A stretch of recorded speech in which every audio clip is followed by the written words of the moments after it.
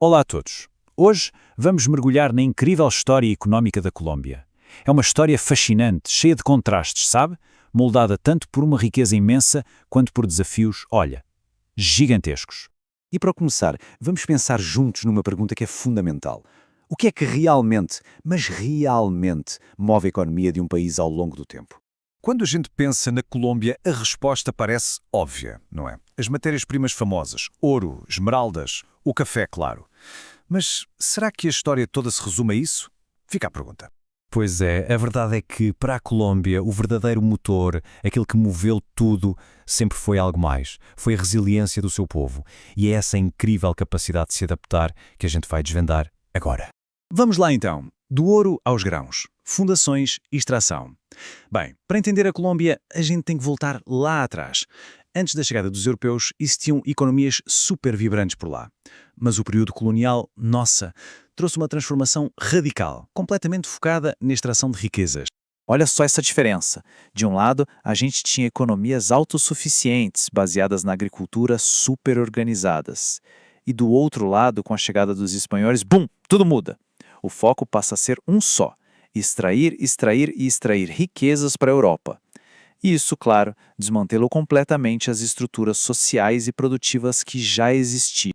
E o coração de toda essa operação era um lugar: Cartagena das Índias. Imagina, todo o ouro, toda a prata, tudo passava por esse porto.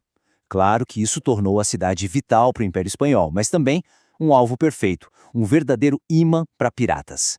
Isso já mostrava desde cedo o perigo de depender de um único ponto. Ok, agora vamos avançar no tempo. Chegamos na República do Café, um período de promessas e também de perigos. Com a independência no século XIX, veio a esperança de uma nova era. E essa esperança toda se materializou num único produto. Um produto que iria definir a nação: o café. Mas, olha, o começo da vida independente não foi nada fácil. A instabilidade política era enorme e as guerras civis pareciam não ter fim. Essa luta constante para construir uma economia própria era sempre interrompida por conflitos internos, o que atrasou o progresso por décadas. E foi aí que o café entrou em cena e, bem, dominou tudo. Dá uma olhada nesses números.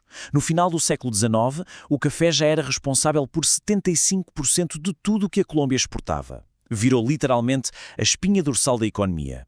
Foi um divisor de águas total.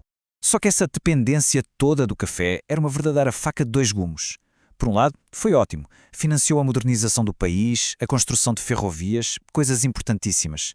Mas, por outro lado, deixou o país completamente refém das variações de preço lá fora. Qualquer crise no mercado internacional e a Colômbia sentia na pele. Uma vulnerabilidade que virou um problema crónico. E agora a gente entra num período bem complexo. Conflito e indústria, o turbulento século XX. Pensa numa era de grandes ambições, de modernizar a economia, mas, ao mesmo tempo, marcada por conflitos internos tão violentos que ameaçavam colocar tudo a perder. Com as guerras mundiais e a Grande Depressão lá fora, o comércio global ficou super difícil. Então, a Colômbia foi meio que forçada a olhar para dentro de casa. A solução? Ok, vamos produzir aqui o que a gente comprava de fora. E foi assim que nasceram as primeiras grandes indústrias, como a têxtil e a alimentar, e a exploração de petróleo também começou a ganhar muita força. Só que todo esse esforço de industrialização era constantemente sabotado, sabe? Pela instabilidade interna. O século XX foi marcado por uma violência brutal, com períodos terríveis como o conhecido La Violência. E com esse clima, quem é que ia querer investir? Isso minava qualquer chance de estabilidade a longo prazo. E como se não bastasse, ao mesmo tempo, nas sombras da economia formal, uma outra força crescia. Uma força ilegal e muito poderosa, o narcotráfico. E esse fenómeno foi devastador. Ele não só distorceu completamente a economia, como, literalmente, envenenou a sociedade colombiana de uma forma muito profunda. Dá para imaginar a economia colombiana no século XX como um constante ato de equilíbrio, uma corda bamba.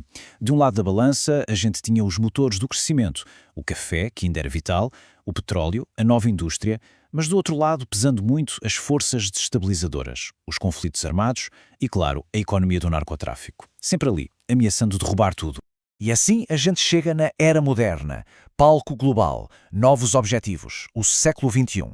Agora a Colômbia entra de vez no palco global, mas com uma tarefa, olha, gigantesca pela frente: se reinventar economicamente e, quem sabe, finalmente, superar as feridas do passado. E a palavra de ordem, hoje, continua a ser a mesma: diversificar. É a aposta agora em setores super promissores. A gente está falando de tecnologia e serviços, de um turismo internacional que está crescendo muito e do potencial absurdo das energias renováveis. Afinal, a geografia do país é única para isso. E tem um fator que foi decisivo para essa nova fase: a busca pela paz. Com os acordos e a redução da violência, a confiança começou a voltar. E com confiança, o ambiente finalmente ficou mais favorável para os negócios, para o investimento estrangeiro, algo que era impensável há algumas décadas. Mas, claro, a jornada está bem longe de acabar. Ainda existem desafios gigantescos. A economia informal, por exemplo, ainda é uma realidade para muita gente. A desigualdade social continua muito profunda e aquela velha dependência das matérias-primas, pois é, ela ainda deixa o país vulnerável. São problemas estruturais que precisam de muita atenção. Então, olhando para toda essa jornada, o caminho a seguir, o que a gente pode concluir sobre o futuro da economia colombiana, afinal? Acho que essa ideia resume bem a grande lição de toda essa história, não é?